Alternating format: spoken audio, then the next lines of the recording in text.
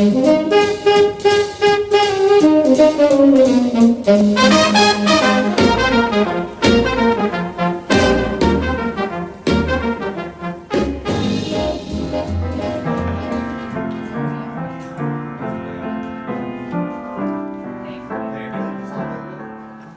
coming together, as you know, is to celebrate the life of Kenneth C. Carlson, well-lived across 92, almost 93 years. As I entered the building a short time ago, I said, well, this is the place, and the room for that matter, where a number of the Carlson gatherings have taken place in recent years. I remember your birthday here, Kermit. Yeah. Yeah, that was a good one. The 90th particularly. And I remember, I think we had an anniversary here, didn't we, Janet?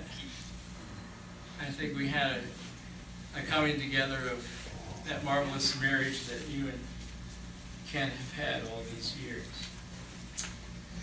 So this place holds some very special memories and meanings for the Carlson family. And I would say that's also true out on Fairfield Road. I would say that's true in Kane, Pennsylvania. I would say that's true wherever they would gather,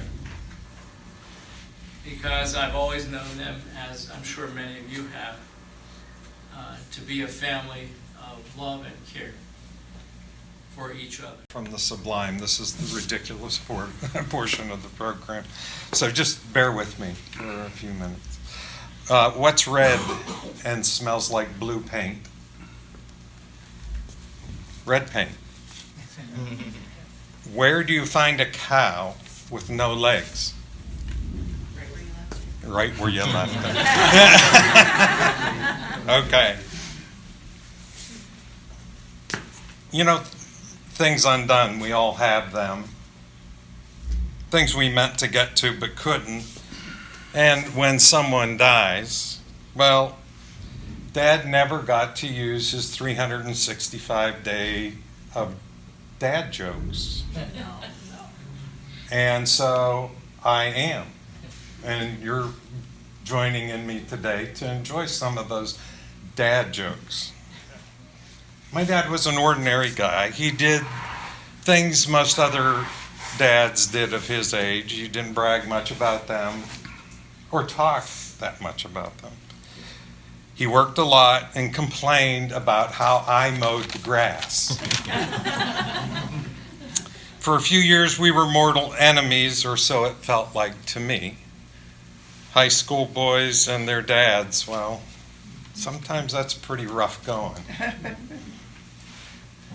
And after I went away to college magically, my anger at my dad melted away, and predictably all I was left with was a whole bunch of gratitude for him and my family and the support that I always got. Well, if I needed money, be it a little or a lot, he made it happen. If I needed to come home, he'd come and get me. In later years, we became friends and admired each other. We enjoyed the same things, cooking and eating. But he was still a little bit compulsive about the things how things were to be done. No one could load the dishwasher but him, and sometimes my wife Barb. And when he got older, he sort of loosened up, let me pay a few of the checks at the restaurants and things, and appreciated the herring I shipped to him from Russ and Daughters in New York City. It was fun taking him places to eat, just like regular people do, just to go and do those things. He liked that. I started by saying Dad was an ordinary guy, and I stand by that.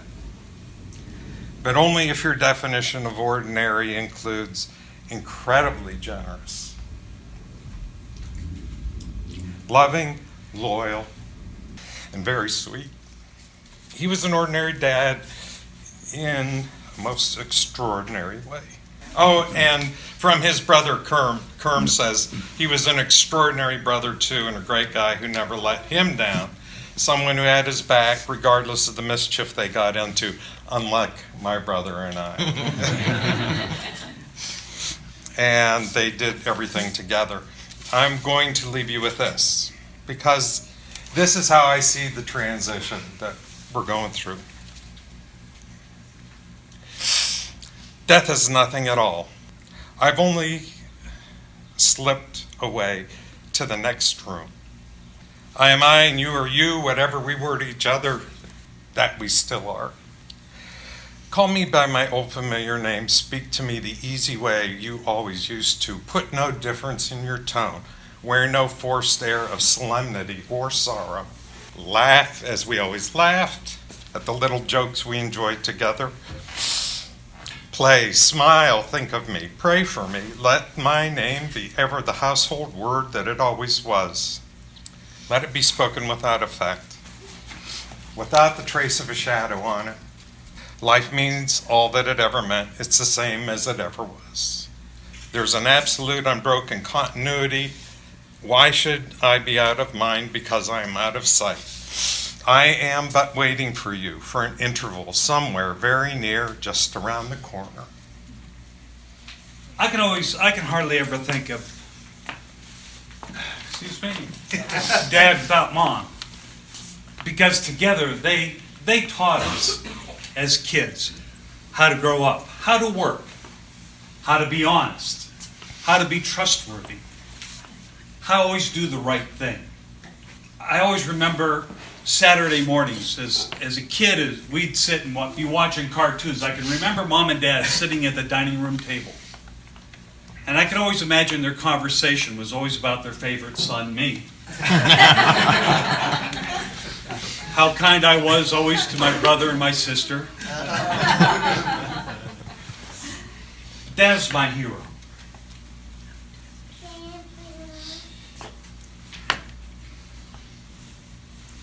He was always my example to follow. Did he have flaws? Sure he did. Just like all of us have flaws. But I learned from Dad to take the good, leave the bad. I can always remember my dad with that great smile he had, and that sparkle of life that was always in his eyes. Not only did Dad have a powerful impact on me, but he had a powerful impact on all of our children. He was close to each of them, and he gave his time and he gave his life to them. It was those special weekends away at Wrightwood, or that hotel trip to the Holiday Inn in Warren, or he'd pop in to take us all out for dinner. They will cherish those moments forever. And it encouraged me to be close to my grandchildren, which is something that I want in my life. In Psalm 103, it said that as a father has compassion on his children, so the Lord has compassion on those who fear him. For he knows how we were formed. He remembers that we are dust. The life of mortals is like grass. They flourish like the flower of the field. The wind blows over it, and it's gone, and its place remembers it no more. But from everlasting to everlasting, the Lord's love is with those who fear him, and his righteousness with their children's children, and with those who keep his covenant and remember to obey his precepts. I'm thankful that he left his children's children with a heritage. My wife Antoinette and I had the privilege of living with Mom and Dad for about 3 years when they needed some help.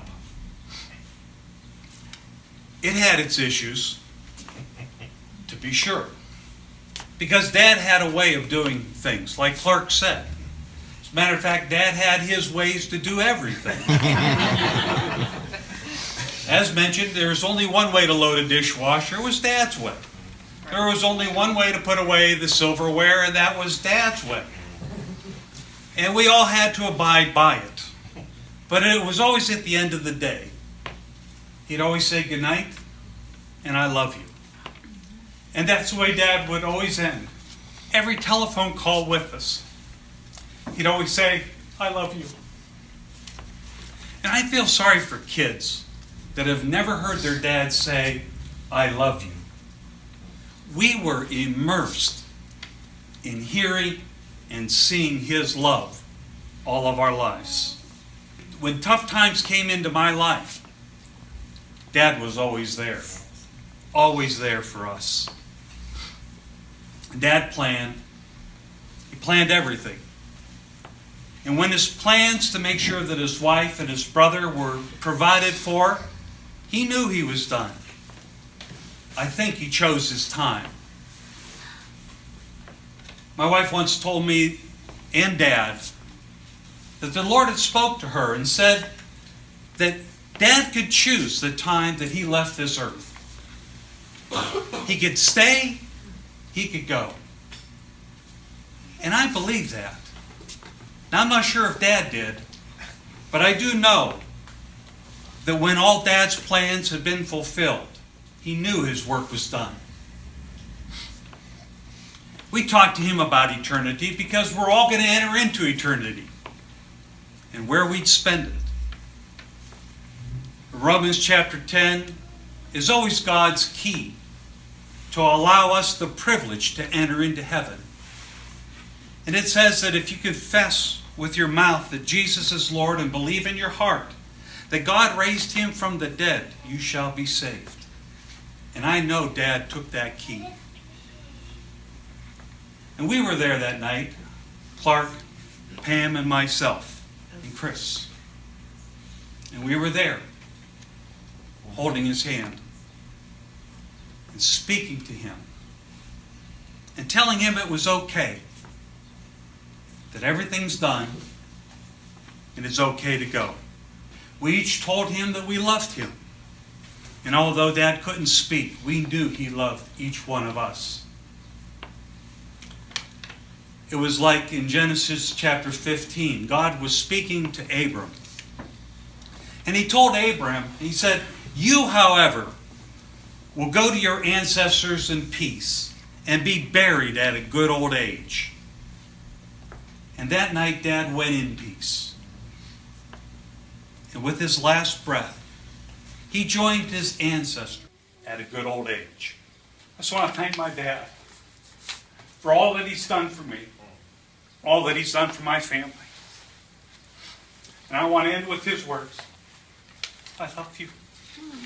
I've heard it said that people come into our lives for a reason, bringing something we must learn, and we are led to those who help us most to grow. If we let them, and we help them in return, well, I don't know if I believe that's true, but I know who I am today because I knew you. Like a comet pulled from orbit as it passes a sun, like a stream that meets a boulder halfway through the wood. Who can say if I've been changed for the better? But because I knew you, I have been changed for good. And that's the way I feel about Ken. And I've loved him from the moment I met him. We were on a mission together.